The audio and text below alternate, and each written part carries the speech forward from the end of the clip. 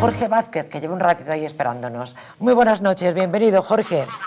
Buenas noches, encantado como siempre de escucharos. ¿Qué es el sharenting? Parece ser que es un asunto peligroso que revoluciona las redes sociales. Cuéntanos, Jorge.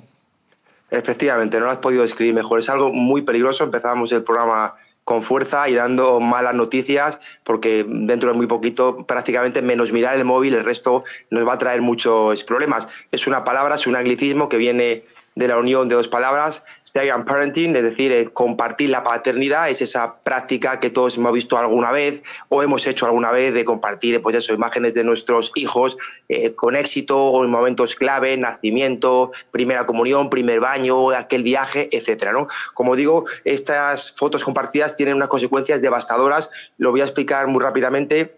Desde el punto de vista jurídico y el material, empezaré por el jurídico muy rápidamente, porque yo creo que a la gente le interesa más los riesgos prácticos que el tema jurídico en sí, pero hay que mencionarlo porque no es de baladí.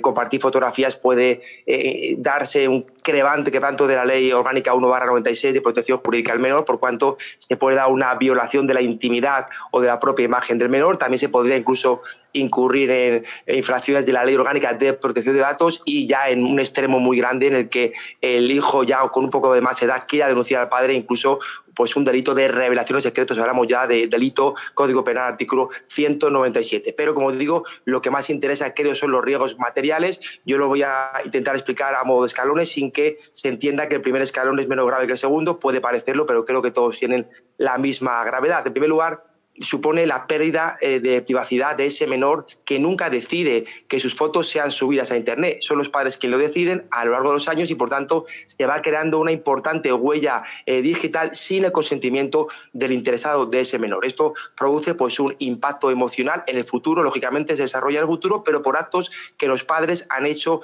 en el pasado subiendo ese tipo de fotografías, insisto, sin consentimiento. Se han dado casos a continuación de ciberacoso, de burlas, porque otros menores pueden coger esas fotografías, hacer un collage, hacer una presentación, por ejemplo, y ridiculizar a ese menor poniéndolo en redes sociales, etcétera. También hablamos de un uso fraudulento de las imágenes. Pensemos en terceros que descargan las imágenes desde Internet, las pueden incluso manipular e utilizarlas, pues, por ejemplo, fines publicitarios o fines de engaño o fines delictivos. Vamos ahora con la parte ya más grave o que puede parecer más grave. Por ejemplo, hablamos del grooming y de la pedofilia. Grooming en cuanto a coger las imágenes de los menores y que se haga pasar por ese menor para contactar con otros menores, compartir pornografía e inducirles a esas prácticas, digamos, pedófilas. Y respecto a la pedofilia, pues usar ese tipo de imágenes con fines sexuales y, ojo, venderlas, manipulándolas ahora con la IA. Esto es muy sencillo para sacar beneficio entre el mundo pedófilo.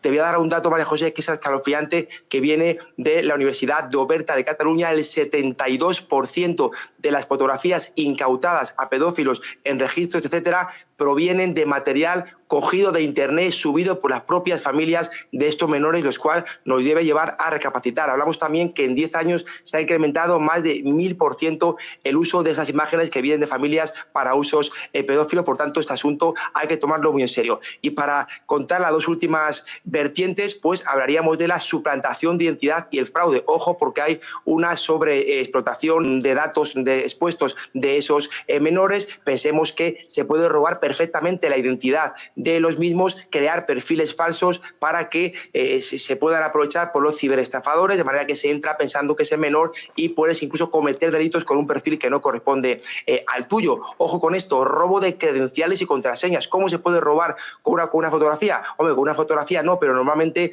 con esa fotografía acompañamos la edad, fecha de nacimiento, fecha de graduación, nombre y apellidos, el colegio al que vas. Es decir, datos que pueden ser utilizados muchas veces para contraseñas porque utilizamos datos muy básicos de los hijos. Hay programas fraudulentos que se encargan también de adivinar ese tipo de contraseñas que se pueden utilizar en estos casos y, por tanto, estamos dejando como pulgarcitos miguitas de pan para que los ciberestafadores lo recojan y con esas pruebas robar los credenciales. Y, por último, María José, el fraude financiero. También me consta y he visto temas de fraude financiero suplantando la identidad de los propios menores abriendo cuentas corrientes con estos perfiles falsos y, ojo, también ha llegado a ver cómo se ha podido conseguir un préstamo a un menor, como lo estás oyendo, incluso haciéndose pasar por un mayor o incluso un mayor en beneficio de ese menor al que se ha suplantado. En definitiva, un caldo de cultivo, María José, para este tipo de estafadores, y lo que aquí recomendamos desde la Goya del Crimen es no compartir nunca imágenes de los hijos, no son de nuestra propiedad. Si se comparte, solamente hacerlo desde un círculo cercano de personas que pensamos que no pueden hacer uso torticero de las mismas, y por supuesto jamás compartir datos de fechas de nacimiento, lugares, etcétera, que se puedan utilizar para robar credenciales. En definitiva, hagamos que la maternidad sea una maravilla y no una pesadilla. Muchas gracias, Jorge Vázquez. Gracias, buenas noches. Qué interesante. Gracias. Muy bien. Y la verdad a vosotros. es que un saludo. gracias.